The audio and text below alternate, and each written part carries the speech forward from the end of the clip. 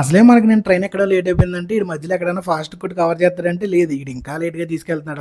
అసలు ఈ special express ఇంకెప్పుడు ఎక్కకూడదురా బాబు. సరే పోనీ మెయిన్ స్టాపుల్లో ఆపాడు, ఓకే. చర్లపల్లిలో ఆపాడు, ఏదో చిన్న స్టేషన్ వచ్చింది, ఆ స్టేషన్ పేరు కూడా ఏం లేదు, అక్కడ ఒక అరగంట ఆపేసాడు. నెక్స్ట్ స్టేషన్లో మళ్ళీ ఆపేసాడు.